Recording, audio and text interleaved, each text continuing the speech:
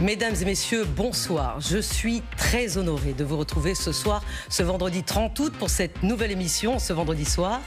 Surtout avec à mes côtés, qui sera avec moi tous les vendredis soirs et tous les samedis soirs, Guillaume Serrin. Bonsoir. Bonsoir. Sur une échelle de 1 à 10, on est où niveau stress là ? Oh là là, on est plus que 10 là. Je suis un peu dans l'abîme, j'ai sauté dans le vide, mais c'est comme ça. C'est que du plaisir. Donc on va être ensemble avec nos invités pour toute cette émission. On va essayer de décrypter l'actualité. Ce soir, on a décidé qu'au départ, elle était un petit peu politique avant d'être internationale. Alors, moi, j'ai glissé d'une place à l'autre. J'ai été invitée, comme vous, pendant longtemps. Et puis là, j'ai une nouvelle place. Mais ne vous inquiétez pas, les uns et les autres. Je suis la même. Je n'ai pas changé du tout. Non. Alors, quel est le sommaire ? Ah non, avant le sommaire, ça y est, je suis déjà en train de me tromper. Je vais présenter nos invités. Alors, nous avons Chloé Morin, qui est politologue, essayiste. Chloé, je suis ravie de vous avoir ce soir. Nous avons Carl Olive. Carl Olive, vous êtes député Ensemble pour la République de la 12e circonscription des Yvelines. Bonsoir, et vous êtes aussi... vous êtes maire de... Ancien maire de Poissy. Vous êtes ancien maire, exactement. Mais vous êtes surtout candidat à la présidence en ce moment de la Ligue de football professionnel. Pas pareil. Voilà.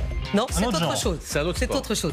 Et également, nous avons Jad Zahab. Jad, bonsoir. Merci d'être là. Vous êtes essayiste, vous aussi. Vous êtes auteur d'un livre, Retrouver la République face à la crise des consentements, que vous avez fait paraître en 2021. Et maintenant, Guillaume, nous allons... Voilà, place au sommaire. Avec un jingle.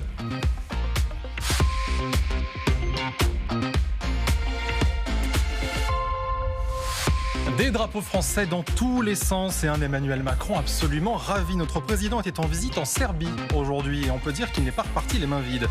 12 avions Rafale vendus à Belgrade et qui seront livrés dans 4 ou 5 ans.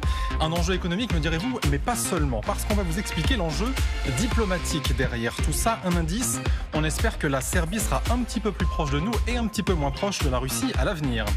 Il y avait Carlos Ghosn dans une valise, il y aura peut-être Pavel Dourov dans un carton.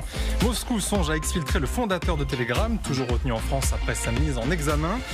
Pour les autorités russes, c'est très clair, on essaye d'affaiblir le pays en s'en prenant à cet homme. Ce qu'on craint aussi là-bas, c'est que l'Occident puisse mettre la main sur des secrets de l'armée russe, sur cette messagerie cryptée. Justement, on va vous décrypter cette affaire. On sera également avec notre correspondant à Moscou sur ce sujet. Imaginez Vladimir Poutine, menottes au poignet, prêt à être traduit devant la justice. Cette image, vous ne la verrez sans doute pas, en tout cas pas tout de suite. Pourtant, c'est un coup de bluff que va tenter le président russe. Il se rendra mardi prochain en Mongolie. Problème, eh bien, ce pays il fait partie de la Cour pénale internationale. Cette même CPI qui a lancé un mandat d'arrêt en 2023 contre lui. Alors, le voyage est-il vraiment sans danger ? On demandera ça à nos experts. Mais avant tout ça, dans quelques minutes, on va parler politique, comme le disait Anne à l'instant, avec une nouvelle étude qui ne fait que confirmer un constat que font certains depuis des mois, voire depuis des années. Non seulement les Français sont dégoûtés de la politique, mais surtout, ils s'en méfient comme de la peste. Vous verrez gauche, droite, centre, extrême droite, extrême gauche. Vous verrez que tout le monde est littéralement dans le même bateau, Anne. Oui, merci Guillaume. Ce sommaire est très riche. Effectivement, vous avez dit le mot dégoûté de la politique. Et c'est avec ce dégoût que j'avais envie de commencer cette première ce soir. On se retrouve dans une poignée de petites secondes. Restez avec nous.